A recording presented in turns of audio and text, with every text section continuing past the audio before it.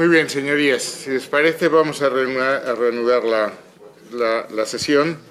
Comparece ahora el general Carlos Gómez López de Benina, jefe del Mando Conjunto de Ciberdefensa, para informar sobre diversas cuestiones relativas a la ciberseguridad en España. El procedimiento es el mismo, una intervención inicial del compareciente, una intervención de los portavoces de los distintos grupos 5 minutos, una segunda intervención del compareciente y una segunda intervención de los portavoces por 3 minutos. En general, tiene usted la palabra. Muchas gracias, señor presidente. Señorías, muy buenos días. Muchas gracias por haberme convocado. Es para mí un honor estar aquí ante ustedes.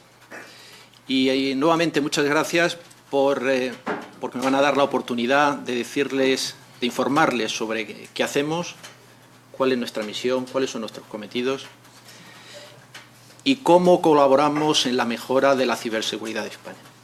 Incluso muchas gracias, presidente, por haberme permitido estar presente y oír a la señora Milosevic. Bueno, este es un breve esquema de lo que pretendo hacer. Una pequeña introducción para entrar en materia, ponernos en el contexto que considero que es apropiado. Aunque sea muy rápidamente, no quiero dejar de pasar por lo que son los elementos fundamentales para lo que es nuestra unidad y contenido en ambas estrategias, en la de seguridad nacional y en la de ciberseguridad nacional. Y finalmente me centraré en lo que es mi unidad. Les he dejado una definición de lo que es el ciberespacio. La verdad es que hay muchas. Hay muchas. He escogido la que creo que puede ser más formal para nosotros, que es la que aparece en la Estrategia de Ciberseguridad Nacional. En casi todas se menciona el hecho de que Internet está en el ciberespacio y me parece muy significativo para resaltar que, si bien para nosotros, Fuerzas Armadas, y no solo a las españolas, me refiero a todas las Fuerzas Armadas occidentales, el Internet es un elemento fundamental del ciberespacio, pero también nos interesa muchísimo esa otra parte del ciberespacio que no es Internet, precisamente. Algunas ideas sobre la descripción del ciberespacio, probablemente muchas de ellas conocidas para sus señorías. Es un espacio artificial, pero es real. El efecto puede ser virtual, pero es real. Está compuesto de cables, de servidores, de equipos electrónicos, pero es real. Sin tiempo. O es tan pequeño que prácticamente es despreciable. Por lo tanto, sin distancia. Da exactamente igual que el ataque provenga de Australia o de Burgos. Da prácticamente lo mismo. Sin fronteras, lo cual tiene multitud de connotaciones. Afecta a todas las actividades de la sociedad. Estarán sus señorías conmigo que estamos absolutamente penetrados. El ciberespacio lo inunda todo. Desde que llevamos un smartphone encima, nuestra vida está más en el ciberespacio que en la realidad, prácticamente. Nos despierta por la mañana y nos conduce a lo largo de toda la jornada. El entorno legal es muy complejo, pues un poco derivado de varias de las características que hemos dicho anteriormente. Y ahora voy a tratar de incidir en algunas características desde el punto de vista operativo, más cercano a lo que es nuestro trabajo y nuestra responsabilidad. Siempre en actividad. He sido un poco radical al decirles no existe la paz. No quiero decirles que siempre estamos en guerra, no es cierto. Pero sí que hay una gran diferencia en comparación con los dominios convencionales, con los dominios físicos. Siempre hay actividad y siempre hay ataques. De mayor o menor grado, pero siempre los hay. Múltiples actores. Esto es tremendamente relevante. En el ciberespacio actúan desde hacktivistas, que puede ser una persona aislada sin más, a un grupo de hacktivistas organizado, delincuentes, crimen organizado, terroristas y estados. Todos pueden hacer daño. Evidentemente unos más que otros, pero todos son relevantes. Sin control de armamentos. Para los profesionales de la milicia es muy frecuente hablar de un catálogo que es el Janes, donde tienes el listado de todos los armamentos navales, aéreos, terrestres. Aquí no hay un Janes, no hay un control real de armamentos. Un par de ideas sobre las ciberarmas. La ciberarma normalmente es un arma de un solo uso y además indirectamente se produce una transferencia de tecnología, ¿no? La víctima que recibe el impacto de esa ciberarma, si es capaz de retenerla y la puede analizar y hacer ingeniería inversa, si es capaz de mutarla, la puede devolver otra vez al origen o utilizarla en otra dirección. Pero en cualquier caso ya se ha revelado el contenido y el efecto de ese ciberarma y por eso digo que es de un solo uso habitualmente. Los ataques, haciendo una comparativa con los dominios reales, suelen tener planeamientos y preparaciones muy largos, pero la ejecución es tremendamente corta. Si piensas, señorías, lo que sucedió en mayo con el incidente de WannaCry, fue algo que se extendió en horas prácticamente por todo el mundo. Aunque el planeamiento y la preparación fuesen largos, la ejecución suele ser corta. Pero no siempre porque puede que el objetivo sea no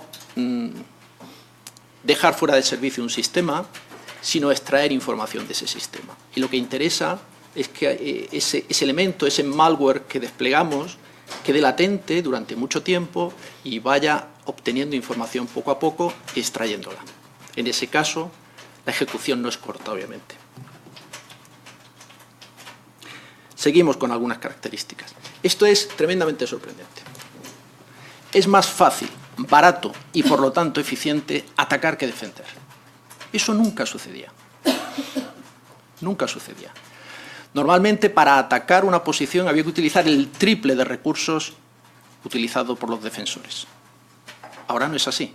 Ahora defender es, cuando hablamos del ciberespacio, mucho más caro que atacar. Y además, si lo reunimos, o sea, lo unimos con alguna otra característica que voy a comentar a continuación, caramba, es que el atacante tiene poco que perder. Es muy atractivo atacar, porque si tengo la tremenda facilidad de tirar piedras y esconder la mano, y además es fácil y barato, bueno, caramba, es una mezcla tremendamente atrayente. Es posible alcanzar al adversario en profundidad, mucho más que con el poder aéreo, que fue bueno, pues un salto tremendamente importante a partir de las guerras mundiales. Pero es que cualquier instalación, cualquier infraestructura crítica, nosotros mismos, con ese smartphone que comentaba anteriormente, estamos en el ciberespacio y, por lo tanto, al alcance de un posible atacante. Es un tema muy tocado, la dificultad de la atribución. Es muy difícil decir quién es el responsable y casi les diría que imposible de demostrar. Que imposible de demostrar. Incluso podríamos decir, ¿qué sucede si el atacante firma su malware de tal manera que diga, bueno, pues ha sido hecho en tal lugar? Tampoco, porque puede ser un ataque de bandera falsa. O sea que ni siquiera de esa forma. Se ha comentado también en la comparecencia anterior, obviamente por todas esas características es muy utilizado en la guerra híbrida y por supuesto en periodos de crisis, donde la actividad en el ciberespacio se dispara. Desde luego aumenta mucho sobre situaciones de normalidad. Bueno, y hasta tal punto que constituye un quinto dominio de las operaciones, según la Alianza Atlántica, aprobó en la cumbre de Varsovia por los jefes de Estado y de Gobierno en julio de 2016.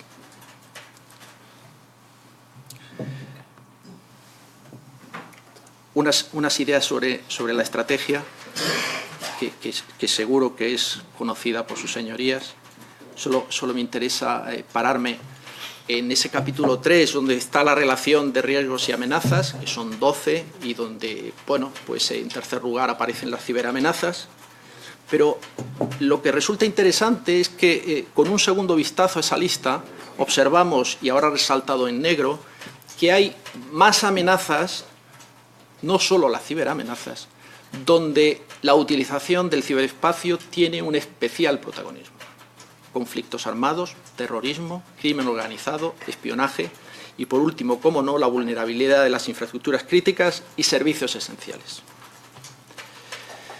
En el capítulo 4, nuestra estrategia nos plantea los ámbitos prioritarios de actuación y, obviamente, para combatir esas ciberamenazas, lo que nos dice es hay que elevar el nivel de ciberseguridad. Como consecuencia, cuando se cuando se aprueba la Estrategia de Seguridad Nacional, se aprueban también una serie de estrategias especializadas, seguridad marítima, ciberseguridad y seguridad energética. Pasamos a centrarnos por unos instantes en la Estrategia de Ciberseguridad Nacional. Aprobada a final del año 2013, plantea un objetivo global tremendamente amplio y sencillo de plantear, pero obviamente muy complicado de lograr. Lo que se pretende es lograr que España haga un uso seguro de los sistemas de información y telecomunicaciones, fortaleciendo las capacidades de prevención, defensa, detección y respuesta. Plantea 6 objetivos específicos y a continuación establece 8 líneas de acción que se las voy a repasar muy rápidamente porque creo que son muy interesantes. La primera de ellas lo que hace es plantear la necesidad de fomentar las capacidades reales de la ciberseguridad. O sea, esa capacidad que nos tiene que permitir proteger los sistemas, detectar, reaccionar y recuperar los sistemas frente a los ciberataques.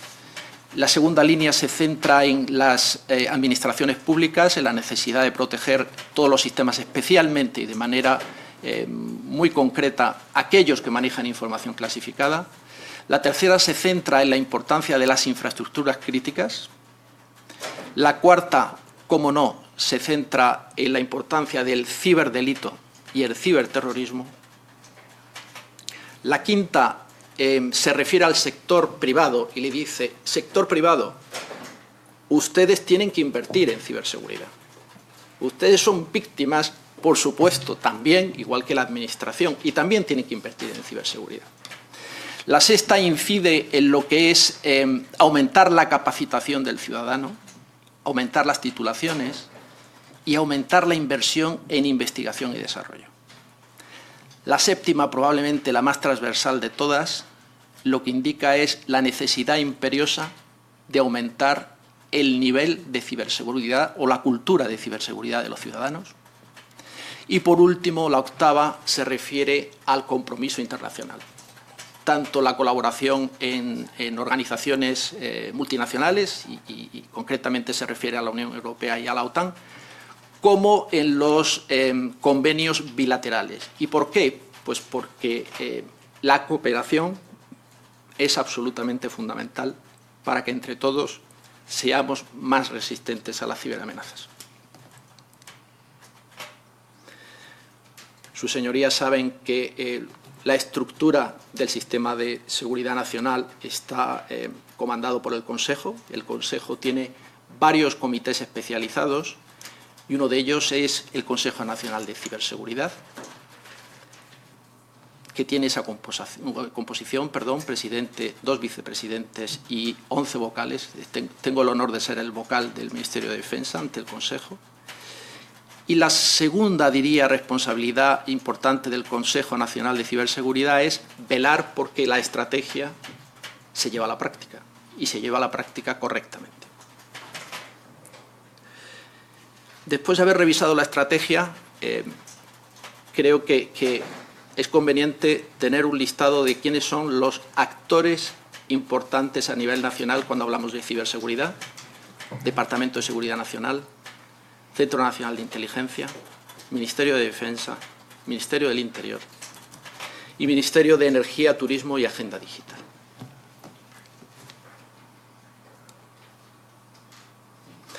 Bueno, pues para hacer frente a las necesidades que se encuentra el Ministerio de Defensa, concretamente en febrero de 2013, el día 19, se firmó la creación del Mando Conjunto de Ciberdefensa. Fue la solución que se adoptó para hacerle frente a esas necesidades. Es una unidad conjunta ubicada en el Estado Mayor de la Defensa, compuesta, por tanto, por personal que proviene de los ejércitos y de la Armada, que alcanzó su capacidad operativa inicial en septiembre de 2013, o sea, hace escasamente 4 años. Y sí que me gustaría decir en este punto, porque he tenido la suerte de vivir esos 4 años en la unidad, ¿no? Y en los comienzos hemos recibido siempre una ayuda muy valiosa por parte de nuestros compañeros en la Administración, que eran más antiguos en la experiencia, tanto del Centro Criptológico Nacional como del INCIBE, como del Ministerio del Interior, en su faceta Guardia Civil, Policía Nacional y también CENEPIC. Todos estaban ahí ya operativos cuando nosotros nacimos y todos nos han ayudado a progresar más rápidamente de lo que lo hubiéramos hecho sin su ayuda. ¿Qué misión tenemos? Pues se recoge en un Real Decreto. Nuestra misión es el planeamiento y ejecución de las acciones relativas a la ciberdefensa, importante, en las redes y sistemas de información y telecomunicaciones del Ministerio. Esa es la primera parte de nuestra misión. ¿Y por qué eso es así? ¿Por qué es la primera parte de nuestra misión? Pues porque las Fuerzas Armadas occidentales son tremendamente ciberdependientes, más incluso que la sociedad a la que pertenecemos. Los sistemas de armas de hoy en día, tremendamente tecnificados, tremendamente eficaces, basan su funcionamiento en que están interconectados. Sin esa interconexión que se logra a través del ciberespacio, retrocedemos muchos años. La segunda parte de nuestra misión es planear y ejecutar también tareas defensivas en otros sistemas que pudiéramos tener encomendados. Con lo cual, ¿y qué es eso? Bueno, pues de manera genérica, apoyar a todos los otros actores que hemos comentado antes, probablemente más focalizado en lo que podría ser apoyo en infraestructuras críticas, pero bueno, es una posibilidad que queda abierta. Otra parte de nuestra misión es contribuir a la respuesta adecuada en el ciberespacio ante amenazas o agresiones que puedan afectar a la defensa nacional. Lo veremos ahora después un poquito más detallado. Como jefe de la unidad tengo 3 dependencias que tienen su significado. En primer lugar, orgánica y operativamente del GEMAD. Y eso tiene el significado que desde la creación de la unidad se le ha colocado en la estructura orgánica tremendamente arriba, justo al lado del mando operativo de las Fuerzas Armadas. Tengo una dependencia operativa del comandante del mando de operaciones, actuando, como comentaré más tarde, como quinto mando componente, siempre y cuando nos incluye en alguno de sus planes operativos. De lo que se deduce que el Ministerio de Defensa, desde el primer momento, ha tratado de implicar la ciberdefensa en el resto de las operaciones. Y no podemos ir unos por un lado y otros por otro, todo está mezclado y así debe de ser. Y por último, hay una dependencia funcional del Secretario de Estado de Defensa, que es la Autoridad de Seguridad de la Información en el Ministerio. Y nosotros, tenemos una responsabilidad sobre lo que es la seguridad de la información dentro de los sistemas de información. En la Fuerza Conjunta, comentarles que tenemos una misión permanente, la misión permanente de defender el ciberespacio, responsabilidad del Ministerio, obviamente. Ahí nos ceñimos, ese es el alcance de nuestra misión permanente. Y bueno, pues dentro de lo que es la estructura de la fuerza conjunta, donde hay un diseño modular de núcleos de fuerza, estamos en el núcleo de fuerza conjunta número 1, que es precisamente aquellos que tienen misión permanente. Esta es la estructura de la fuerza conjunta en su configuración más demandante. Sí que es bastante revelador que existe un mando componente del ciberespacio. O sea, se lleva al último extremo el hecho de que hay que implicarlo en las operaciones y que también hay un nuevo dominio. ¿Qué cometidos tenemos? Precisarles que cuando hablamos de ciberdefensa, lo que hacemos es centralizar la dirección, pero tratamos de distribuir la ejecución para que esta ingente tarea la podamos hacer entre todos. En ese sentido, los ejércitos y la Armada hacen la ejecución de la defensa de sus sistemas y sobre todo de sus sistemas de armas. Se dirige ese esfuerzo desde el mando conjunto, que también tiene algunas responsabilidades en cuanto a ejecución de defensa en otros aspectos. Somos los responsables de ejercer esa reacción en el ciberespacio, siempre y cuando se cumplan 3 condiciones, y es que debe ser de forma oportuna, legítima y proporcionada. Y por último, pero tremendamente importante, tenemos el cometido de definir, dirigir y coordinar concienciación, formación y adiestramiento. Me detengo brevemente en la importancia de la concienciación. Es probablemente la tarea más eficiente que hacemos, porque requiere muy poca inversión y las consecuencias son tremendamente beneficiosas. Un usuario de cualquier sistema que esté concienciado de la importancia de lo que está haciendo, de que las ciberamenazas existen, se convierte en la primera línea de defensa del sistema. Es el primer filtro. Sin embargo, un usuario que no está concienciado es el elemento más peligroso del sistema. Y solo hay que educarle, si me permiten, adecuadamente. Cuando hablamos de ciberdefensa, hablamos de 3 capacidades operativas. La defensa, bueno, en sus modalidades de prevención, de proactividad y de reactividad en caso de que suceda algo.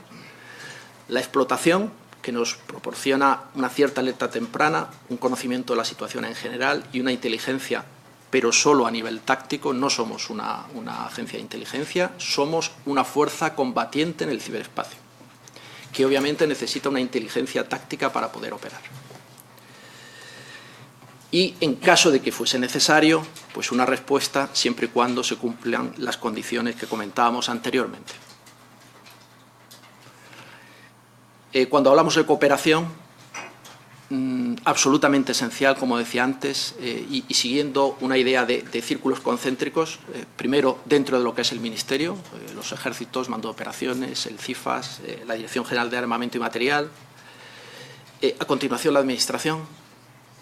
Tenemos a CCN, a IFIBE, a Policía, a Guardia Civil, al Departamento de Seguridad Nacional. 2 colaboraciones tremendamente importantes, 2 cooperaciones. Las empresas especializadas en ciberseguridad. Podemos aportar experiencia operativa que junto con su dedicación nos puede permitir lograr productos tremendamente interesantes. Y las universidades, de un extraordinario valor cuando hablamos de ciberseguridad. Fundamentalmente con 2 finalidades. Una, la más tradicional, que es la de enseñanza, como no, pero otra también muy eficiente, que es la de investigación y desarrollo. Piensen que en ciberseguridad lo fundamental son las cabezas, el talento del personal que está detrás de su terminal informático. Aquí no hacen falta grandes infraestructuras para producir barcos ni aviones. No, es muy barato y la universidad tiene, por tanto, una tremenda capacidad para hacer I+D. Y, por último, la cooperación internacional.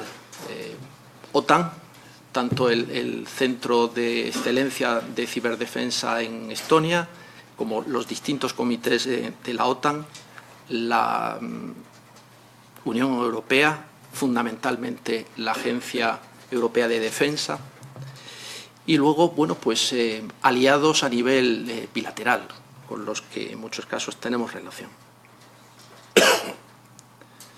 A modo de resumen, y termino, señor presidente, no quiero dejar de repasar lo que en mi unidad llamamos el heptálogo, no decálogo. Solo tiene 7 puntos, pero que tratamos de tener siempre en mente. Son 7 puntos muy sencillos, pero que conviene no olvidar en ningún instante. Son todos bastante radicales, pero es que así son más claros. Cualquier sistema TIC puede ser ciberatacado. No le den más vueltas. Cualquiera. No estoy diciendo que sea fácil, claro que no, pero es posible. Permítame darle una cierta esperanza, porque cualquier sistema puede ser ciberdefendido y tampoco hay que olvidarlo. Y eso es una realidad. Cuando comento estos dos conceptos, tengo que recordar que en muchas ocasiones me he encontrado personas que se debaten en dos estados que los dos son malos. Se debaten entre la incredulidad, esto de las ciberamenazas, realmente, ¿hasta qué punto será verdad? Ese es uno de los estados, y otro es la resignación. Si te toca, no tiene remedio. Los dos son erróneos. Los dos son erróneos. Lo que hay que hacer es actuar adecuadamente. Esto no es una tarea imposible, es una tarea de método, es una tarea de persistencia, pero es algo que tiene solución y, por supuesto, para encontrarla hay que tener fe en ella. Un aspecto eminentemente táctico, pero muy útil para todos, creo yo. Si alguien quiere atacar un sistema, tiene que cubrir 2 fases, indefectiblemente. Primero tiene que llegar al sistema víctima y luego tiene que actuar sobre él. No se puede actuar si no ha llegado a él. Parece una perogrullada, pero no lo es. En relación con la primera y mejor protección para un sistema es el aislamiento, y realmente es tremendamente útil, pero tampoco podemos confiarnos en que esa es la panacea universal. Evidentemente es algo que hay que hacer, pero teniendo además una serie de procedimientos y medidas preventivas, porque también el aislamiento se puede superar o evitar. Lo he comentado previamente de alguna otra forma, en cualquier sistema de información el factor humano es el eslabón más débil, sin ninguna duda. ¿Cómo se resuelve eso? Con concienciación, lo que comentaba anteriormente. Algo ya dicho, en comparación con los otros dominios, pues no hay distancia. No hay distancia en el ciberespacio, porque tanto la distancia como el tiempo pues, realmente están comprimidos. Y por último, ya comentado, es muy difícil, con frecuencia imposible, determinar quién es el responsable de un ciberataque, y les diría más, prácticamente imposible demostrarlo. Podemos unir una serie de evidencias y decir, esto es de aquí, esto es de allá, pero demostrarlo extraordinariamente complicado, y ya les digo, la mayor parte de los casos imposible de hacer. Señor presidente, muchas gracias. Muchas gracias, general. Iniciamos el turno de intervenciones. Les ruego que se ciñan a los 5 minutos que tienen atribuidos. Señor Salvador.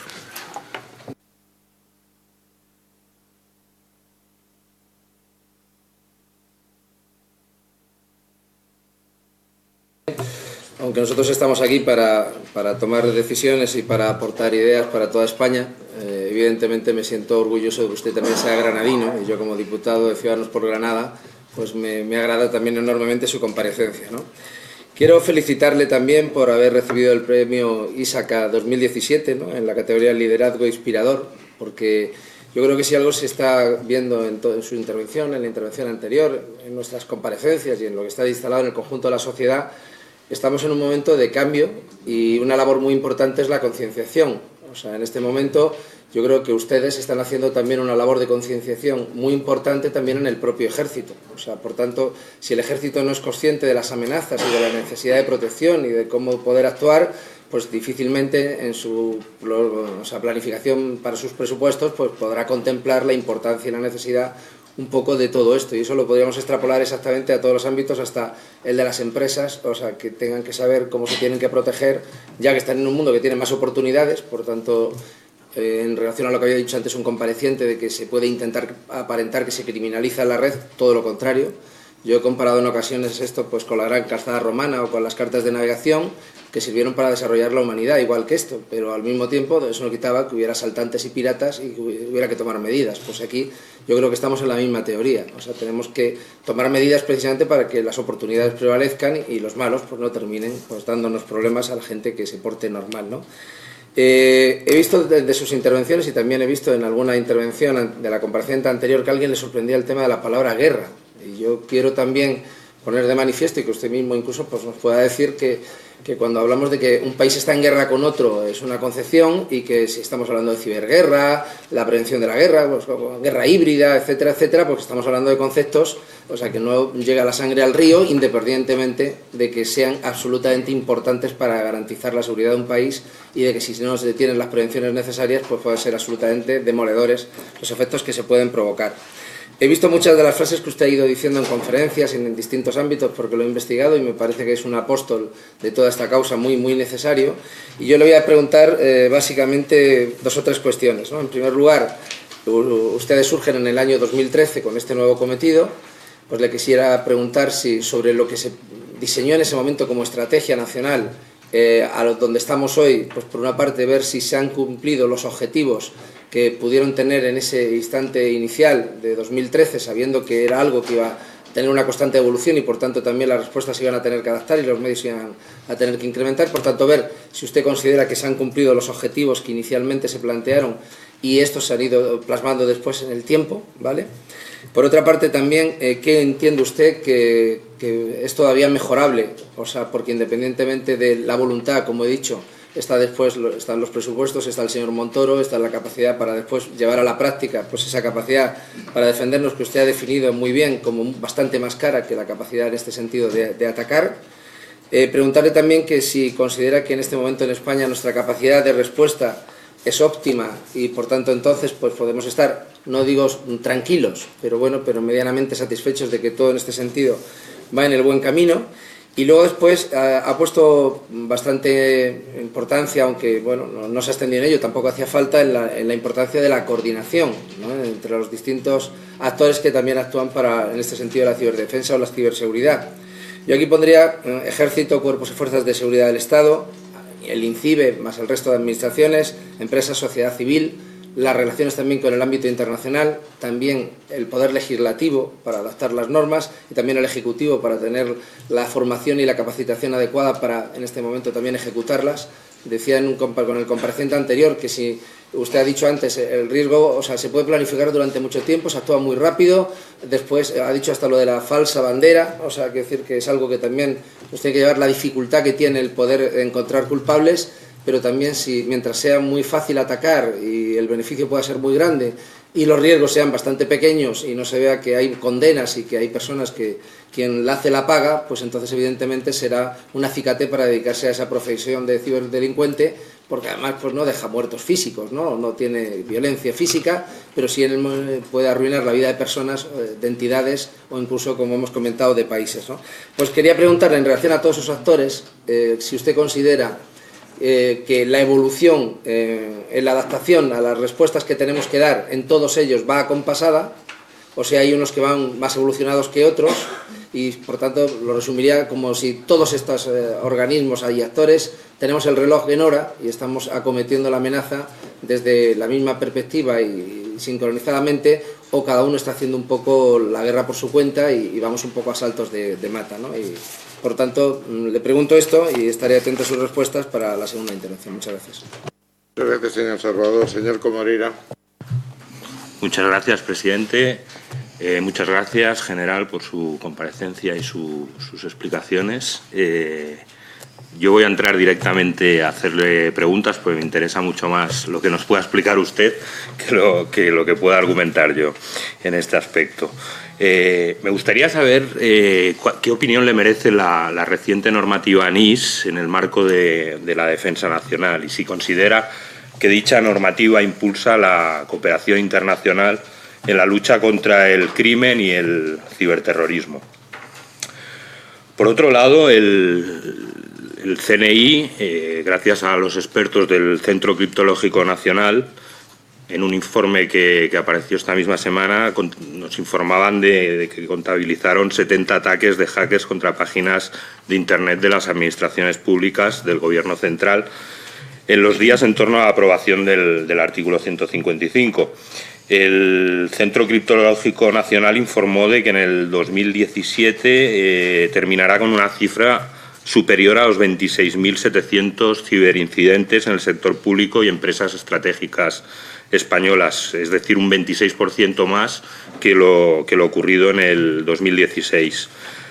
De ellos, alrededor de 1.200 los consideraban como muy altos, eran considerados como muy altos o críticos, lo que, haciendo los números, supone gestionar 3,7 ciberincidentes con un nivel de impacto muy alto o crítico. Me gustaría que me explicara qué papel desempeña el Mando Conjunto de Ciberdefensa en la defensa y protección ante este tipo de ciberincidentes. También me interesaría que nos diera su opinión sobre de qué manera considera que se debe abordar, desde el punto de vista de la defensa nacional, la creciente expansión de lo que se llama el Internet de las cosas. Y ello en relación a lo que comentaba usted como que ha calificado del aislamiento, ¿no? como mejor medida. Precisamente ayer leía un informe que destacaba que la inteligencia artificial abre nuevas posibilidades al cibercrimen, señalando que las infraestructuras críticas están en el punto de mira y que va a ser una prioridad en el próximo año 2018. También me gustaría saber cuál es su opinión al respecto. Y también me gustaría centrarme también en el tema de lo que es el presupuesto.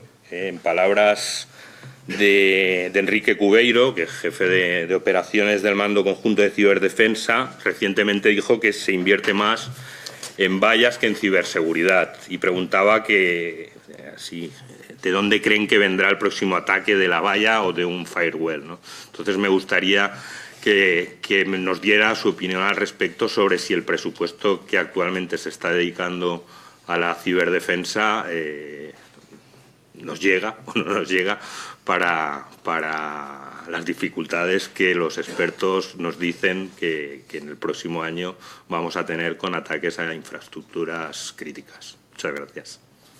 Señor Comorera, señor Raffo. Muchas gracias, presidente.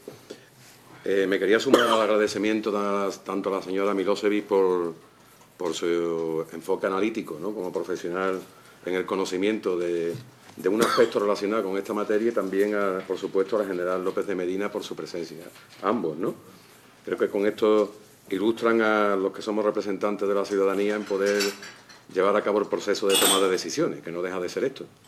Tenemos que ser conscientes de que es nuestra responsabilidad individual y después colectiva en cada grupo político saber discriminar la información que podamos o no compartir o valorar según la procedencia, etcétera, etcétera, y otra es tenerla en consideración y valorarla en sus justos términos, ¿no?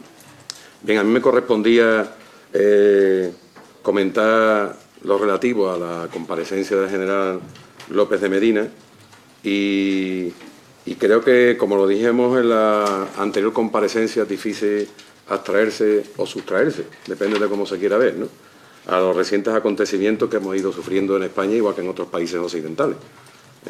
Esto de lo de los hombrecitos verdes que aparecieron en la frontera de Crimea y de Ucrania no vinieron del espacio, no tenían ni logos, ni símbolos, ni ellos, ni el armamento pesado, ni las tanquetas, ni los tanques, ni armamento blindado, etcétera, etcétera. Pero todo el mundo sabía quién estaba detrás, ¿verdad? Yo creo que no hubo ninguna duda. Yo no voy a entrar en las razones que pueda tener cada Estado en defender sus intereses o, por cercanía, su propio hábitat de círculo de defensa o de seguridad o de círculo saludable para sus propios intereses, ¿no? Pero en esto es algo parecido lo que está ocurriendo. Y hay una unidad destacada en la que participa España en el Báltico, en este caso del Ejército del Aire, no sé si eran Eurofighter, y conjuntamente con la OTAN,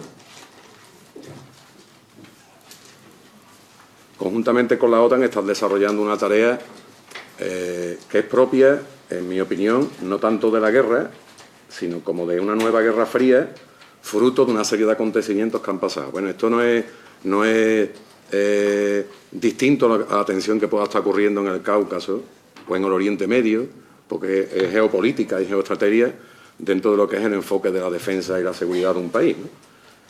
Bien, nosotros consideramos por los informes, las comparecencias y las lecturas que hemos llevado a cabo, que mientras que España está implicada en el equipo especializado en la estrategia de comunicación del Este, creo que España tiene una incorporación ahí. Sin embargo, en lo relativo a lo de la presencia en el Centro de Excelencia de Comunicación de la OTAN, no tiene una participación tan directa. Esto nos corrige, ¿no? Pero en este caso consideramos que sería muy importante. El ministro de Asuntos Exteriores tuvo recientemente un encuentro con sus homólogos a nivel europeo, en el que planteó las circunstancias que habían ocurrido y que, lógicamente, coincidiendo con los responsables de otros países de la Unión Europea, ofreció una mayor implicación y colaboración del Estado español, ¿no? Entonces nos gustaría que nos ilustrara un poco sobre cuáles son exactamente estas circunstancias y la situación real en la que estamos, que no significa que no estemos conectados con la OTAN en las medidas y las acciones que toman, sino más implicación por un motivo fundamental. Porque este centro de la OTAN, que también se dedica a comunicación estratégica y también a asuntos relacionados con la información que circula a través de ese espacio y sobre las redes, tenemos un idioma con el que tenemos muy poca capacidad de penetración, sin embargo, que entienden millones la segunda lengua a nivel mundial, y no tenemos ningún medio de comunicación potente, digamos, de los clásicos y los eventuales, perdón, los habituales, canal de televisión internacional con gran capacidad de penetración, pero tampoco tenemos influencia a través de las redes, como está ocurriendo, por ejemplo, con RT, las redes sociales y la organización que hay y la planificación en este asunto de la desinformación, ¿no? En Latinoamérica nuestra presencia en este sentido es muy importante. RT se ve allí muchísimo, en una gran capacidad de penetración ahí. Y las redes sociales conectadas a través de Facebook y Twitter también. Y por supuesto no hace falta que digamos incluso también en España. Creo que hay poca gente que ve RT. Yo por suerte o por desgracia la sigo desde hace ya algunos años e identifico una estrategia clara de comunicación como legítimamente pueden tener otros países. Bien, en este sentido, pues la propuesta iría encaminada a que nos ilustrara sobre la necesidad de reforzar ese papel de lo que son los intereses del Estado español, instrumentalizando también nuestra propia lengua para informar con criterios de veracidad aquella información que circula, que es falsa o es una realidad que después se manipula. Y finalmente hacer una pregunta quizás más relacionada con la intervención que estamos haciendo las Fuerzas Armadas en el Mar Báltico, ¿no? Si ha habido eventos o acontecimientos de contramedidas en temas de telecomunicaciones, lo denominado guerra electrónica, o intentos de sabotaje o de incorporarse a los sistemas de información del aparato de las unidades que trabajan precisamente en el Mar Báltico por parte de las Fuerzas Armadas rusas. Muchas gracias, señor Raffo. Termina el turno de intervención del señor Cosidó. Muchas gracias, presidente, y quiero darle la bienvenida al general López Medina, no como una fórmula de cortesía parlamentaria. Hasta hace poco tiempo los únicos uniformados que veíamos en el Congreso de los Diputados eran los jefes de Estado Mayor cuando venían a explicarnos el presupuesto. Y como es algo relativamente excepcional que tengamos uniformados, no en esta comisión, pero en el conjunto del Congreso, quiero expresarle el enorme orgullo que sentimos como españoles y como representantes de los ciudadanos por nuestras Fuerzas Armadas, que con intervenciones como las suyas acreditan una vez más su profesionalidad, su competencia y la seguridad y la tranquilidad que nos transmiten. quiero además que transmita nuestra felicitación, la felicitación de mi grupo en este caso, porque ustedes nacen el 19 de febrero del 2013 y han trabajado mucho y bien. Creo que España, usted me desmentirá si no es verdad, pero es un país que en el marco de la Unión Europea, de la Alianza Atlántica, están sus Fuerzas Armadas en un nivel de ciberdefensa, pues no vamos a ponernos más medallas de las necesarias, pero en el pelotón de cabeza. Y eso creo que en buena parte con unos recursos en los que no vamos a entrar, porque somos el grupo que apoya al Gobierno, muy limitados, me parece que eso tiene mucho mérito para usted como mando y también para todo el equipo que usted dirige, y quisiera que le hiciera llegar nuestra felicitación. Yo creo que usted debería tener 4 estrellas, no porque usted las merezca, que todo llegará, pero no se trata de una cuestión personal. Pero de los 5 componentes que tienen en estos momentos nuestra defensa, a mí me parece que probablemente el más prioritario en este momento debería ser la ciberdefensa. Y las 2 estrellas que usted luce como general de división ponen de manifiesto, de alguna manera vienen a simbolizar que todavía, creo, no hemos desarrollado una capacidad de ciberdefensa que esté a la altura de la que tenemos en el ámbito del aire, de la Armada, del Ejército de Tierra, o quizás fuera más equiparable a la que desarrollamos en el ámbito del espacio, en el caso de España. Pero quiero decirle que para nosotros esta, sin duda, es una prioridad para el Ministerio de Defensa y el Grupo Parlamentario lo apoyará al 100%. Y estoy seguro que, sin adelantar nada, las conclusiones de esta comisión irán un poco a remarcar la importancia y la prioridad que debe tener este componente de nuestra política de defensa. Como esta sesión es pública y además se publica, yo entiendo que a lo mejor le hago alguna pregunta que usted no puede contestar.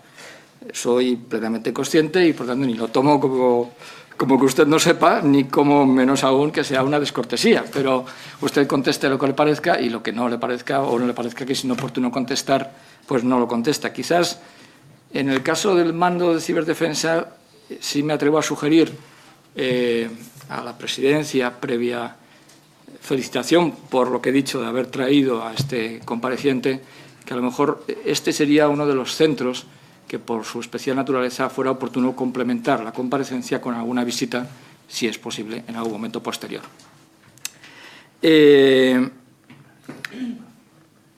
A mí me gustaría, general, si pudiera ser un poco más explícito en la definición de las amenazas. A mero título de ejemplo, y todas las comparaciones son odiosas, pero yo tengo aquí el Worldwide Threat Assessment of the US Intelligence Community. Son muy claros. Las amenazas en materia de ciberamenazas, Rusia, China, Irán, Corea del Norte y algún otro país. Yo creo que es bueno que sepamos a qué nos enfrentamos y que definamos con claridad cuáles son esas amenazas. Probablemente no le corresponde a usted hacer un assessment de estas características, pero sí creo que podría ser útil que tuviéramos una definición de las amenazas que vaya más allá de decir, pues hay actores nacionales, hay grupos de crimen organizado, hay grupos terroristas. Bueno, exactamente usted nos puede relatar qué nivel de amenaza tenemos, es decir, qué casos concretos de ataques se están produciendo a nuestros sistemas de información, de comunicaciones, de las Fuerzas Armadas y como usted dice, esto no se puede probar, pero ¿de dónde creemos, en base a nuestras propias fuentes, que esos ataques pueden venir? La segunda cuestión es, todos hemos coincidido en que hay un déficit de regulación y de regulación internacional en ámbito Unión Europea y ámbito global. Yo creo que este déficit es especialmente dramático o crítico en lo que se refiere a la ciberguerra. La ciberguerra, esto paradójicamente es como si hubiéramos vuelto a la Edad Media. No hay norma alguna, no hay regla alguna sobre cómo hacer la ciberguerra. No sé si usted nos puede dar alguna indicación sobre al menos nuestras reglas de enfrentamiento, es decir, cuáles son las reglas, es decir, qué puede hacer y qué no puede hacer en base a las reglas de enfrentamiento que manejamos en el ámbito de la ciberguerra.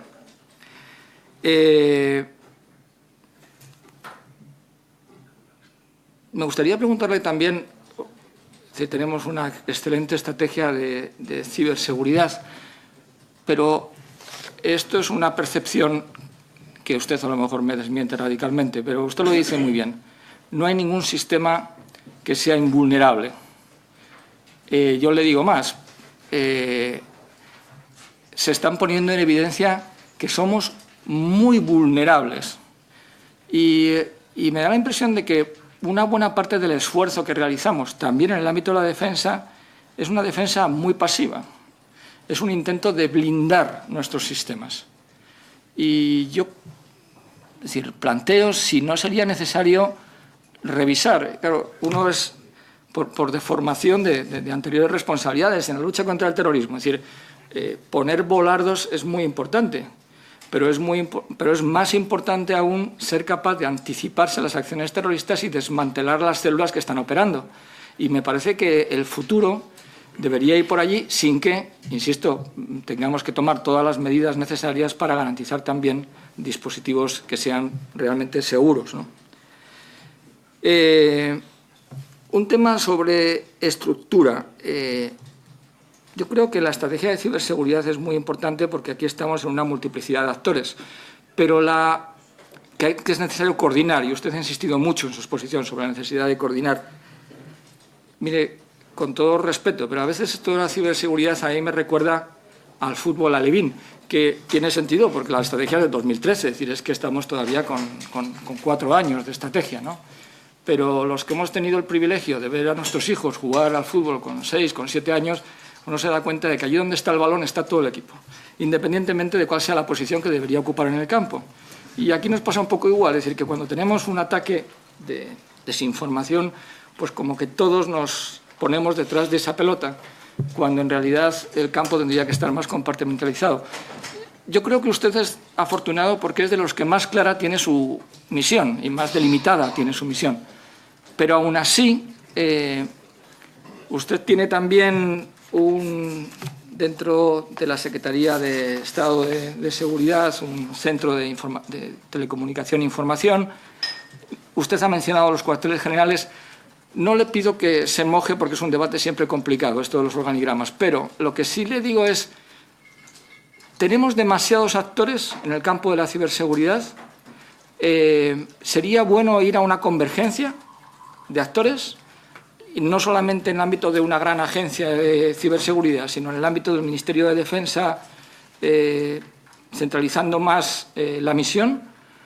¿O es mejor optar por un modelo, como usted ha defendido, he intuido que ha defendido, de centralidad en la dirección, pero descentralidad en las operaciones y en los ejecutores de esas directrices?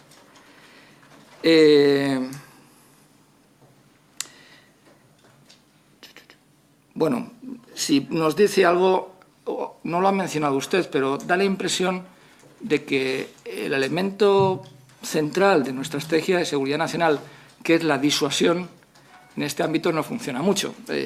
Yo creo que es un ámbito en el que es especialmente complicado hacer ciberdisuasión, pero no sé si usted tiene alguna idea de cómo podemos ciberdisuadir a quienes nos atacan.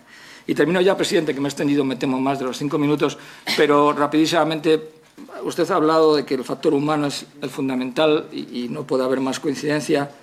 Me gustaría saber cómo seleccionan, cómo retienen, porque, como bien decía la anterior compareciente, ella recomienda a su hijo que estudie ciberseguridad, porque esto tiene mucho futuro, y me temo que la demanda va a ser tremenda y que las personas más capacitadas del sector público van a tener que resistir tentaciones muy importantes de ofertas del sector privado.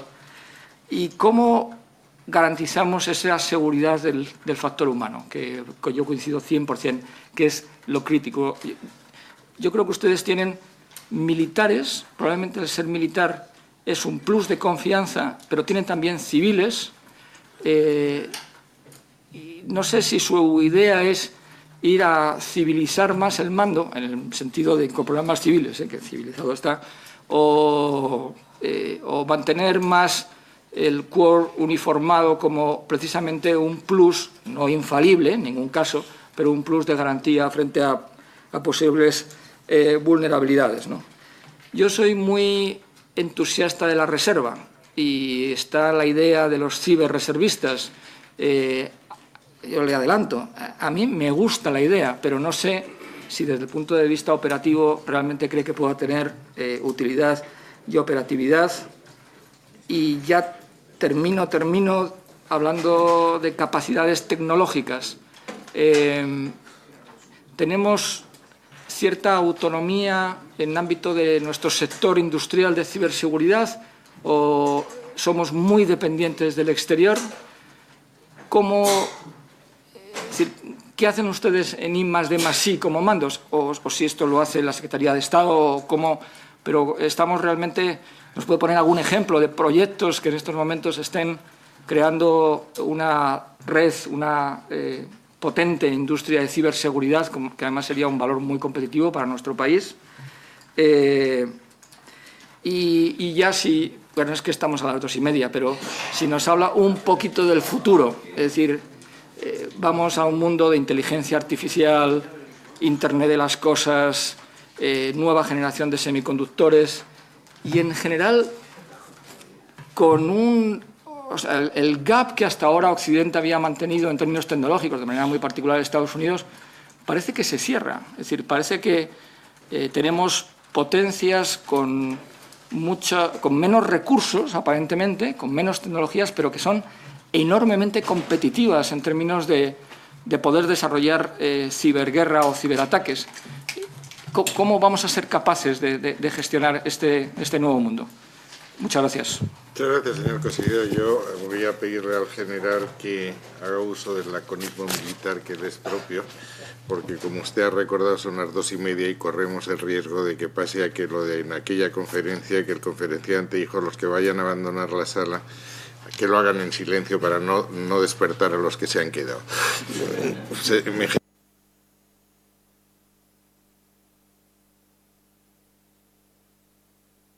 Comenzamos por aquí. La mención de un país está en guerra. La situación de guerra, como creo que sus señorías conocen, requiere una declaración formal. O sea, es un Estado desde el punto de vista del derecho internacional. O sea, es difícil llegar al estado de guerra. Puede haber mucha actividad, estar en una situación de conflicto, de crisis, todo eso es gris, ¿no? Y entre la paz y la guerra hay muchos valores intermedios, ¿no? Entonces, bueno, hablar de guerra en los términos que hemos hablado aquí, bueno, pues yo creo que es por ser un poco más expresivos, pero en ningún caso hay que dramatizarlo. Yo creo que deberíamos de poder hablar con total libertad y con total naturalidad, utilizando ese término como cualquier otro, ¿no? Se han cumplido las previsiones que tuvimos al principio. Sí, la verdad es que sí. Sí en cuanto a posibilidad de crecimiento, pero sí nos ha sorprendido la velocidad que ha adquirido esto. O sea, la dirección que ha seguido no, pero la velocidad sí que nos ha sorprendido. Presupuestos. Hasta ahora me han dado los fondos que he pedido. No puedo ser más lacónico, pero lo que viene a continuación, por ese motivo que he dicho antes, va teniendo otra dimensión. O sea, esto es un movimiento uniformemente acelerado, donde la velocidad va aumentando y por lo tanto hacen falta más recursos también con ese factor de aceleración.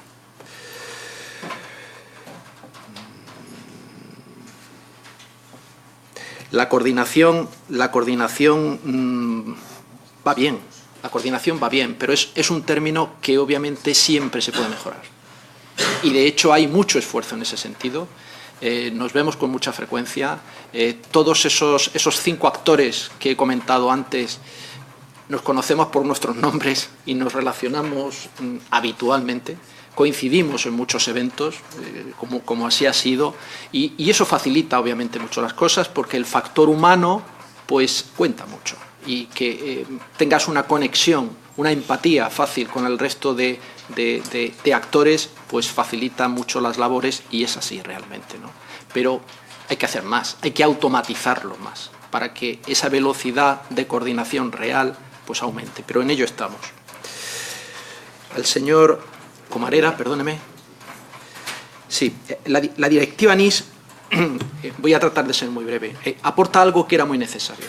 Cuando nos referimos a proveedores de, a operadores de servicios esenciales y proveedores de servicios digitales, que son los dos mundos, la verdad es que en la Unión Europea había una discontinuidad muy grande. Cada Estado se comportaba de una manera determinada.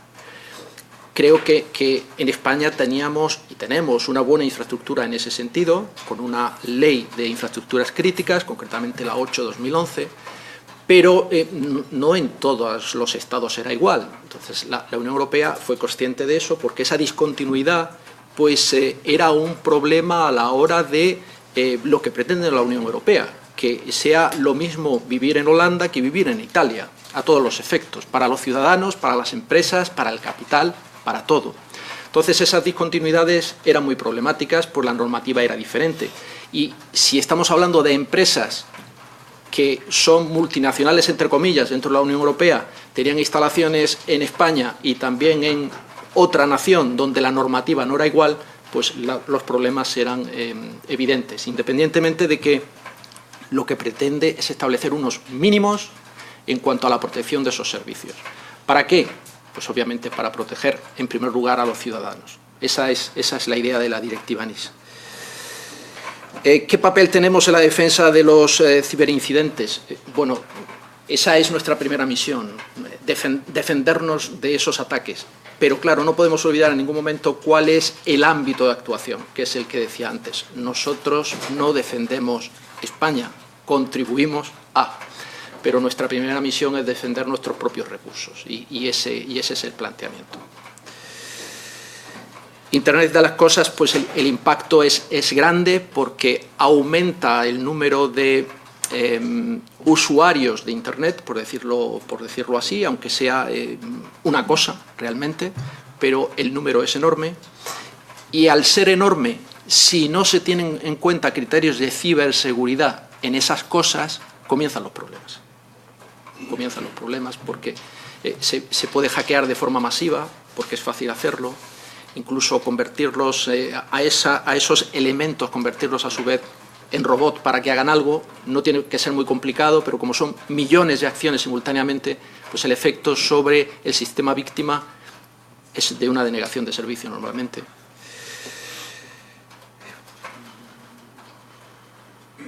Infraestructuras críticas. Muchas gracias por esta pregunta. Hasta hace nada decíamos, ¿quién está interesado en atacar una infraestructura crítica? ¿Quién está interesado en dejarnos sin energía eléctrica? ¿Quién? ¿Quién está interesado en eso? Bueno, pues, no sé, un grupo terrorista, vamos a suponer, porque indudablemente le iba a dar notoriedad, que eso es lo que se pretende, un Estado para hacernos daño desde un punto de vista estratégico, y casi te quedabas ahí, ¿no? Pero desde hace un tiempo hemos visto que hay un tercer actor, es simplemente un delincuente organizado, que mediante una acción de ransomware te puede bloquear una infraestructura crítica y a continuación pedirte un rescate por ello. Recuerdo, si no recuerdo mal, por lo menos que yo conozca, la primera infraestructura que sufrió ese efecto fue el metro de San Francisco.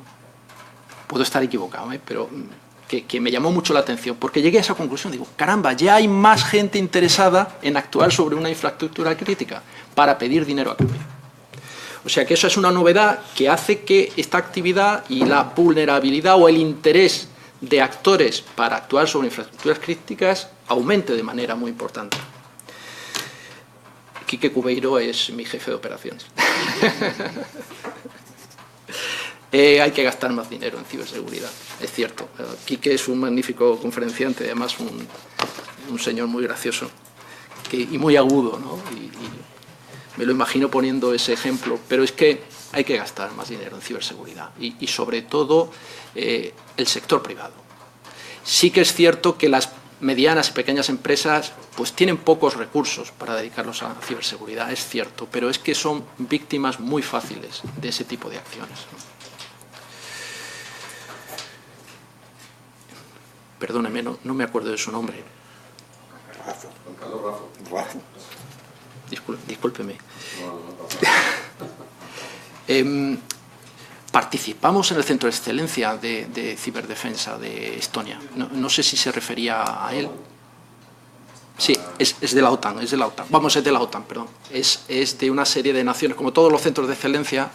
Los centros de excelencia realmente... Me refería al que depende del Servicio de Acción Exterior de la Unión Europea, De Riga. Sí, sí. Hay dos.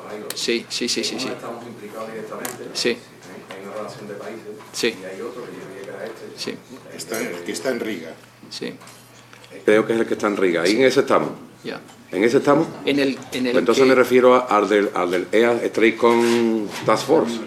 Eso es Unión Europea. Sí. Claro, pero ese es una unidad que diseña estrategias de comunicación Sí. desde la Unión Europea para promover la defensa de los valores, Sí. la imagen y la defensa de los valores de la Unión Europea. Entonces parece lógico que estuviésemos ahí, porque se conecta por arriba con lo otro. Ya, sí. Sobre ese centro no le puedo decir nada, honradamente. Sí, sobre el de ciberdefensa en Tallinn, en Estonia, donde sí que estamos. De hecho, las dos personas que hay dependen de mí, literalmente, y además España es nación fundadora del centro en el 2008, ¿no? La fundamos 7 naciones, ya creo que van por 21, es un centro que está teniendo un éxito tremendo y hemos estado desde siempre. Y de hecho, desde mi unidad estamos muy vinculados con ellos en muchos sentidos, ¿no? Sobre la observación de Russia Today, no sé si he entendido la idea, pero tenemos 2 televisiones internacionales. Tenemos un canal internacional y un canal 24 horas. Lo que a nivel de televisión, yo creo que tiene cobertura mundial. Yo las he visto en América, eso desde luego, y por supuesto en Europa, claro.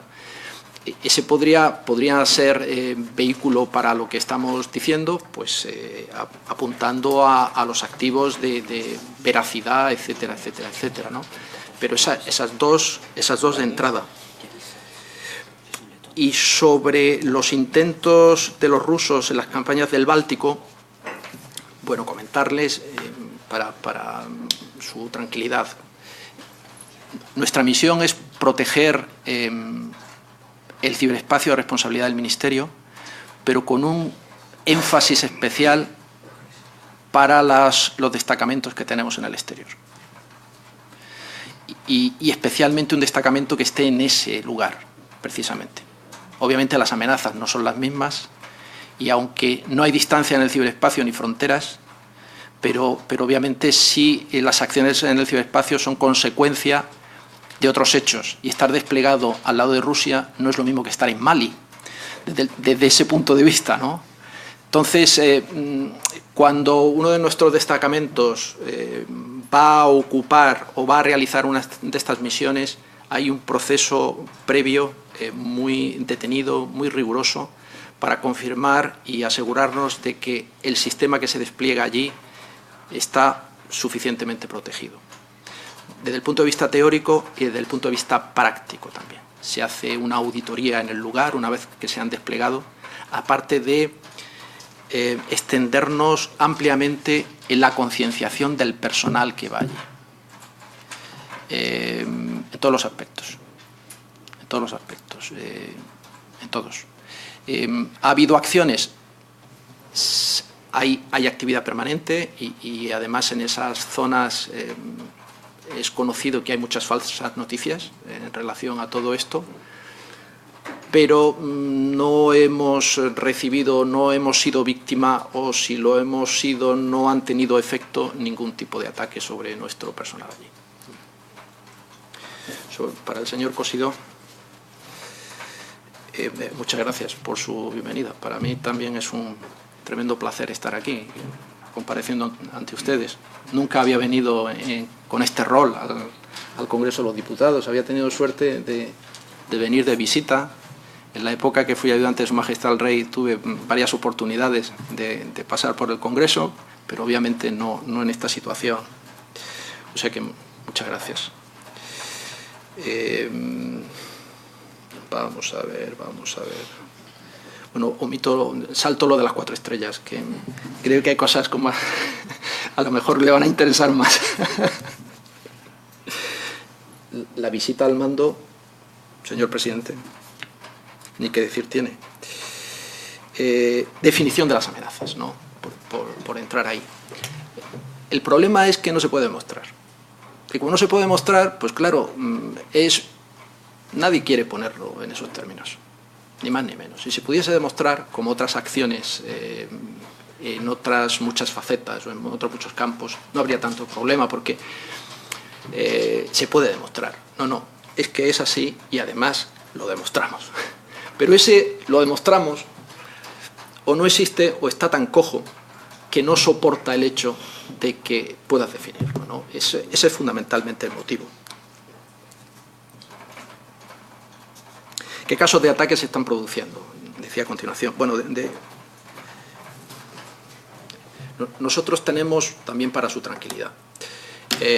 Todo lo importante está aislado.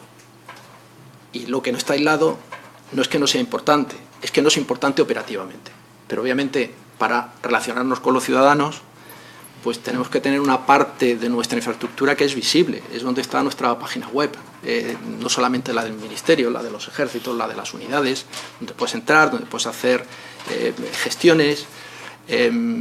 Bueno, esa es la parte visible. Luego, además, tenemos una red corporativa enorme, muy grande, donde los usuarios tienen capacidad de correo, donde se puede navegar por Internet.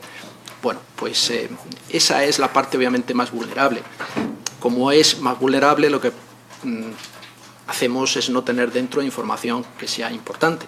Entonces, esa gran red sí que recibe multitud de incidentes. Vamos a decir incidentes, porque decir ataque deliberado es demasiado decir, ¿no? Entonces, tenemos un poco lo que se reparte por todos sitios. O sea, tenemos spam todo el que quiera, tenemos phishing todo el que quiera, todas esas campañas de Hacienda, de los bancos, todo eso nos llega también, ¿no? Y tenemos cosas pues más selectivas, ¿no? Con ese mismo tipo de vector de ataque, a lo mejor más depurado. Entonces, lo que sí que quiero darles es el mensaje positivo de que en los 3 años de eficacia real que tenemos en este asunto, lo que hemos visto, y por eso les animo siempre que puedo a todos los organismos, es una mejora debido a la concienciación. Hace 3 años, el número de archivos adjuntos en una campaña de phishing que se clicaban era enorme. Y ahora no lo es. Porque la gente ya empieza, si me permiten la expresión, a escamarse, ¿no? Dice, esto no me suena a nada. ¿Será verdad? ¿Será mentira? Y luego también es importante, lo utilizan en su vida privada, que también está bien, ¿no? Por lo tanto, insisto, la concienciación es fundamental. ¿Qué podemos hacer con las ROEs? Defendernos, ¿no? Es la ROE de siempre. Te disparan, contestas. Entonces, si alguien entra en mi infraestructura, está en mi casa. Esa es una ROE como inmediata, ¿no? Para hacer otras cosas hace falta activar otras ROEs, pero sí que quiero darles el mensaje que en este dominio o en este ámbito nos movemos o tratamos de movernos igual que los otros. También hacen falta ROEs. Y obviamente lo inmediato es hacer una traslación de los entornos convencionales, pero en muchos casos se requieren adaptaciones. Pero la mecánica es muy similar. Vamos a ver. Aquí. Sí. No solamente protegemos, se hacen más cosas. Se hacen más cosas.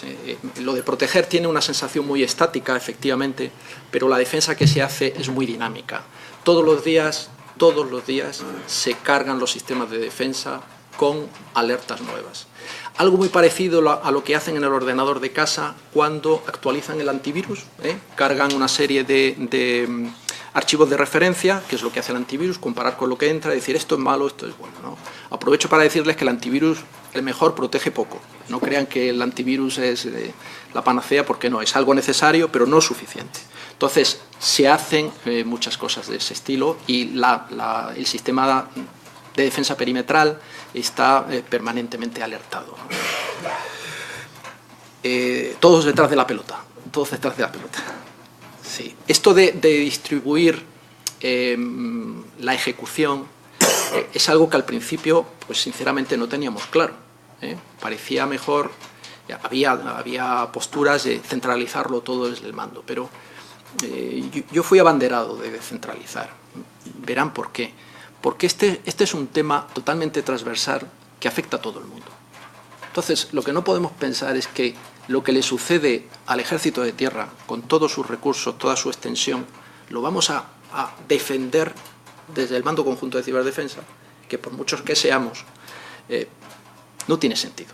Y además tampoco podemos dejar a los ejércitos ignorantes de este asunto.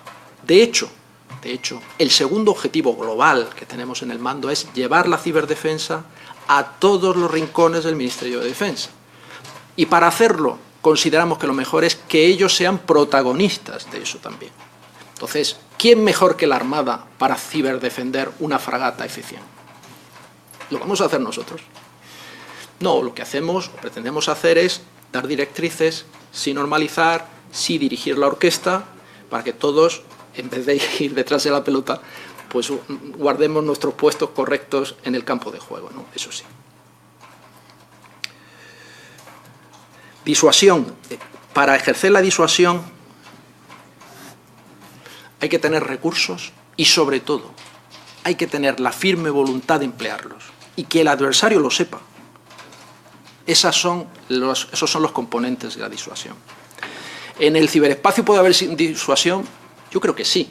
Igual no tiene el mismo efecto, pero si saben que eres bueno y que tienes la firme intención de utilizar tus capacidades, se puede ciberdisuadir. ¿Cómo se retiene el personal? ¿No? Bueno, en cuanto a la selección, es el perfil técnico, o antes incluso, el otro comentario que probablemente era de más calado. Somos un mando militar, por lo tanto, la gran mayoría debe ser de uniforme, porque estamos implicados en operaciones militares. Eso cuesta darse cuenta, pero hacemos operaciones militares en el ciberespacio, pero hacemos operaciones militares. Entonces, obviamente la gran mayoría de la unidad debe de ser militar, pero por supuesto también tenemos civiles, claro que sí, porque proporcionan una capacidad técnica importante y también en los tiempos que corren una continuidad en el lugar, y eso también es muy valioso, ¿no? Pero yendo a cómo los retenemos, pues la persona buena en ciberseguridad, les puedo asegurar por mi experiencia que el dinero no es su primera motivación. Hay que cubrir unos mínimos, ¿no? O sea, no podemos malpagar a la gente, pero si se cubren unos mínimos y tiene un trabajo interesante, tiene un buen ambiente de trabajo y tiene unas capacidades de formación que de otra manera no podría lograr, retenemos al personal. Bien. La lealtad del personal, ¿no? Si ven nuestro emblema, el primer término que hay en el emblema es lealtad. En muchas ocasiones me han dicho, caramba, pues para obtener recursos de personal, ¿por qué no hacéis contratos de 2 años, de 3 años o de 6 meses? No podemos hacer eso. No podemos hacer eso. No podemos confiar, permítame la expresión, en cualquiera, sin que el término cualquiera sea peyorativo en este caso, ¿no? Tenemos que garantizar la lealtad del personal que trabaja con nosotros, y les diría más, e incluso no fiarnos de ellos, sería absurdo, pero establecer estructuras que impida que una única persona conozca todo. Es de sentido común. El caso Snowden fue un ejemplo de ese estilo. Una persona que no era un gran senior de la organización y que por errores tenía un gran conocimiento del sistema, ¿no? Pues eso hay que romperlo. Por supuesto, toda la gente que trabaja con nosotros tiene una habilitación personal de seguridad en el grado de reservado. Bueno, son elementos que vas poniendo, ¿no?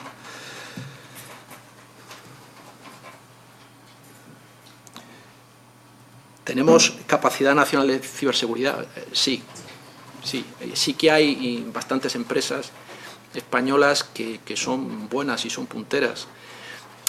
Les voy a dar mi opinión, que puede estar equivocada, pero es la mía y se la doy con toda sinceridad. Creo que el gran motor de esa ventaja ha sido la banca. La banca española es potente. Y la banca española y toda la banca hoy en día está en primera línea de fuego. Combate en la trinchera del ciberespacio. Y si se equivoca, pierde el dinero. Por lo tanto, no puede equivocarse. Por lo tanto, invierte.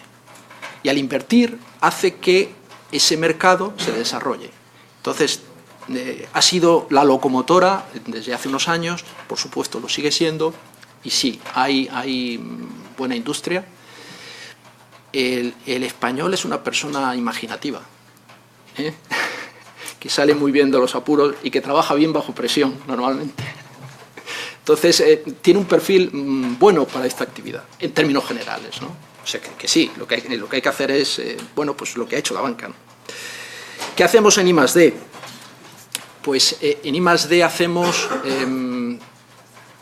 dentro de las posibilidades, por supuesto el órgano de I+D es la Dirección General de Armamento y Material dentro del Ministerio de Defensa, pero para este tipo de actividades ellos se apoyan en nosotros y nosotros le ayudamos todo lo que podemos, cómo no, ¿no?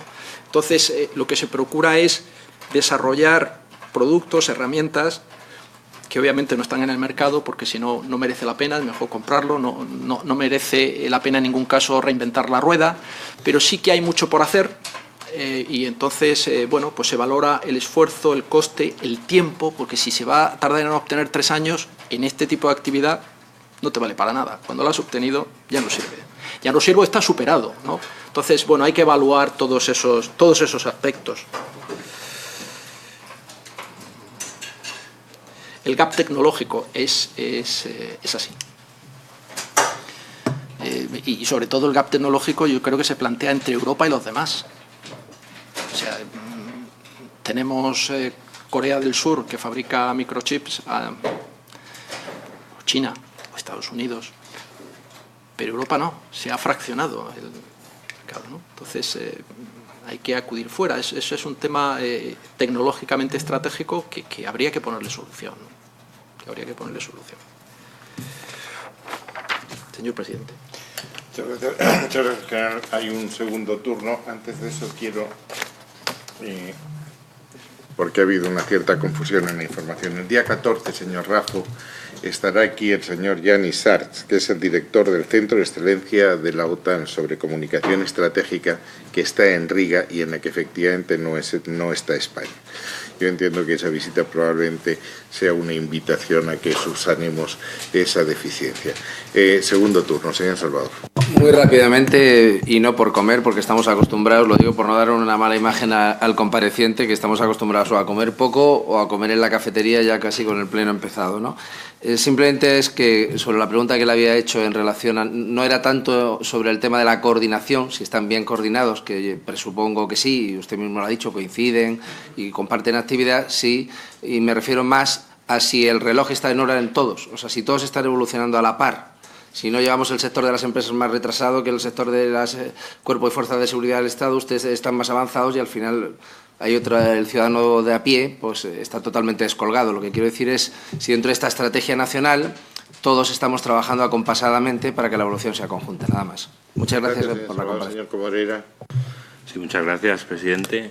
Únicamente para agradecer las respuestas concisas que ha tenido a las anteriores preguntas y únicamente añadiré una pregunta, o más que nada para saber su valoración al respecto, y es en relación a la diferenciación entre hacker y cracker. En la diapositiva que nos ha puesto antes se distinguía entre acceder y agredir, ¿no? Y lo pondría un poco en consonancia con las dos palabras, es decir, ¿cuál es su valoración sobre, a la hora de reclutar a personas que consigan acceder y denuncien, digamos, fallos de seguridad, simplemente accediendo, sin agredir, y a reclutar a esos perfiles, o que pueda ser interesante reclutar a esos perfiles de expertos, por llamarlo de alguna manera, en cuanto para la ciberseguridad española en este caso. Muchas gracias. Gracias, comunidad, señor Raffo. Simplemente una reflexión redundando en un aspecto que creo que es muy importante. General López de Medina nos ha ilustrado muy bien con un collage de las distintas organizaciones, tanto públicas como privadas, en concreto universidad, sector empresa, independientemente del tamaño, y los distintos actores y agentes que pueden participar para enfrentar, en un contexto muy complejo y que en vez de dejarse complejo va a seguir siendo cada vez más complejo, en un problema complejo que también va a seguir siendo cada vez más complejo. Y sigo considerando que es necesario, y esto es interesante porque creo que ahí es donde va a estar realmente el quid de la cuestión, en la incorporación de lo que es la visión del ciudadano, a hablar de incorporarlo en el proceso de toma de decisiones. Con esto no quiero decir que hagamos asambleas, que hay fórmulas en las que a ciudadanos de distintos ámbitos, más allá de la universidad y la propia empresa, que forman parte de, bien individualmente, bien a través de asociaciones, entidades, organizaciones, a través de determinadas técnicas se pueden incorporar a la hora de abrir el campo de lo que es la campaña de concienciación que va dirigida a través de los medios, ¿no? Y yo creo que esto sería interesante planteándonos, porque la dimensión del problema es lo suficientemente amplio, profundo y complejo para que podamos, digamos, aprender que cada vez que se han dado esas situaciones, si la ciudadanía no tiene abierta una ventana para participar en el proceso de toma de decisiones, no vamos a avanzar lo suficiente y en una situación como esta lo que vamos a acabar siempre siendo derrotados. En este sentido, nada más que quería hacer esa reflexión. Bueno, muchas gracias, presidente. Únicamente agradecerle sus respuestas. Yo creo que es difícil contestar más rápido y con más precisión a tal batería de preguntas que hemos formulado los distintos grupos. Únicamente no me ha contestado un comentario sobre si comparte mi entusiasmo por los ciberreservistas o no, y espero que, si fuera posible, pues pudiéramos en esa visita seguro que conocer otras muchas cuestiones que sin duda se han quedado en el tintero y que serían de máximo interés, y desearle lealtad, constancia, ingenio y destreza, porque nos jugamos mucho como país de su éxito. Gracias. Sí, estamos todos en hora. No estamos tarde. todos en hora. No estamos todos en hora. Micrófono. Perdón. Ahora sí. Sí. Probablemente en la Administración sí que hay un interés por estar todos en hora, por encima de cualquier otra circunstancia. Luego hay dificultades que no facilitan ese sincronismo. Pero en el mundo empresarial, que obviamente se mueve por la cuenta de beneficios, no nos engañemos, pues va a depender de lo que impacta la ciberseguridad en su cuenta de beneficios. Vuelvo al ejemplo de antes, la banca, indudable. Ahora, la empresa que se debate en esos dos estados que decía antes, ¿no? La incredulidad y la resignación, pues probablemente el reloj se le atrasa. Pero habría que ponernos a todos en hora, es absolutamente necesario y cierto, ¿no?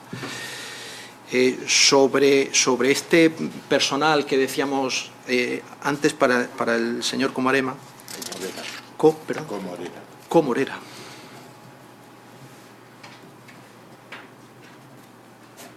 Señor Comorera, perdona. Bueno, pues la iba a enlazar con la ciberreserva, porque he sido consciente al hacerme esa pregunta de que no había contestado ahí, ¿no? Me da cancha para la ciberreserva. La ciberreserva, en mi opinión, es una magnífica idea. Es una magnífica idea, porque reúne varias virtudes, en mi opinión. Primero, tenemos una fuerza, un aumento de fuerza de una manera muy flexible cuando sea necesario. Gente extraordinariamente cualificada, gente que aporta casi lo más valioso, que es la ilusión por esto, la motivación. Eso es muy valioso y lo va a atraer. Y además le diríamos, y no le vamos a pagar nada. El único sueldo es la satisfacción de defender a su nación, a su Estado. Esa es la única satisfacción. Lo único que le vamos a pagar son los gastos, porque no le vamos a hacer perder dinero. Pero ese sería el banderín de enganche. Ese sería. Y además tiene más virtudes, y es que pueden colaborar online, no tienen que venir, no es el ciberreservista de una unidad convencional que además de estar presente, pues requiere incluso unas condiciones físicas. No es necesario esa condición física, lo que necesitamos es su talento, eso es lo que necesitamos sobre todo. Sí que les añado un matiz, les estoy contestando a los dos, perdónenme, les añado un matiz, y es que estamos haciendo operaciones, y cuando tengo a alguien en operaciones, quiero que sea militar. Entonces haría 2 ciberreservas, una militar y otra civil, o 2 elementos dentro de la ciberreserva. Hay muchas tareas que no son estrictamente de operaciones, que podrían ser desempeñadas perfectamente con alguien en su condición de civil. Pero cuando pasamos a realizar operaciones de cualquier tipo, creo que lo apropiado es que las ejecuten personal con condición de militar.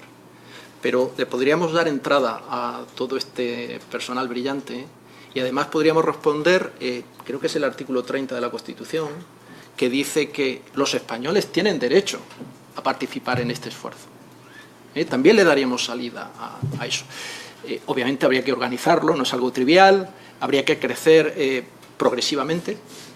Le quiero decir, ahora alguien me dice, pongo 2.000 personas, mejor no, vamos a hacerlo poco a poco, pero creciendo con un determinado ritmo sería fenomenal.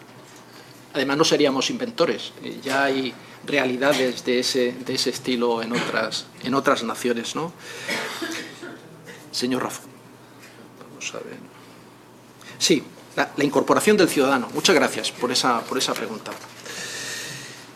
El ciudadano tiene un valor tremendo, porque entre otras cosas es el que paga, entre otras cosas. Entonces, su decisión es capaz de cambiar el mercado. Le voy a poner un ejemplo. A principios de los 90 te comprabas un vehículo y el ABS era una opción. Y era caro aquello, era caro el ABS. Sin embargo, era una opción que te daba seguridad para ti y para los tuyos. Empezó a popularizarse. ¿Por qué? Porque el ciudadano lo quería, y se hizo cada vez más barato, y ahora cualquier vehículo, aunque sea lo más elemental, tiene ABS. Pues cuando el ciudadano empieza a decir quiero ciberseguridad, quiero ciberseguridad, quiero ciberseguridad, la Internet de las cosas tendrá ciberseguridad, porque si no, no comprarás esa cámara, comprarás otra. ¿Qué es lo que hace falta, en mi opinión? Pues hace falta un elemento iniciador. Hay que concienciar al ciudadano, pero para eso hace falta el poder del Estado. Hay que poner en marcha esto. Hay que poner en marcha la línea de acción número 7 de la Estrategia de Ciberseguridad Nacional. Hay que ponerla en marcha de verdad. Nosotros lo hacemos en nuestro ámbito. Nuestra población objetivo son 140.000 personas y nuestras familias. Y hacemos multitud de actividades para que la audiencia no se nos aburra cuando le digamos 10 veces que tiene que cambiar la contraseña, porque si se aburre hemos perdido. Tenemos que conseguir que no se aburra y que le preste atención, ¿no? Entonces le hemos dado muchas vueltas y bueno, pues hacemos muchas acciones de concienciación y, como les decía antes, es extraordinariamente rentable, por 4 perras. Pero hay que mover a una cantidad de personas muy importante. Pero eso, caramba, programas de televisión que sean didácticos. La verdad es que yo creo que el caldo de cultivo está, porque cada vez la gente está más sensibilizada. Como saben, España es de las naciones que utilizan más teléfonos inteligentes, que es bueno, una capacidad importante y, por supuesto, vulnerable. Por lo tanto, tendríamos posibilidades para trasladar ese conocimiento y esa inquietud y esa concienciación al ciudadano. Y a partir de ahí, cuando tuviese esa cultura, actuaría por sí solo y tendría criterio para elegir. y para valorar lo que le ofrecen y para rechazar lo que no debe de ser y lo que no cumple los criterios que ha aprendido en ese proceso de concienciación. Pues muchísimas gracias. Damos por terminada la comparecencia. Yo pido ahora a la mesa y a los portavoces que nos reunamos. Espero que podamos despachar el incidente con rapidez. Gracias.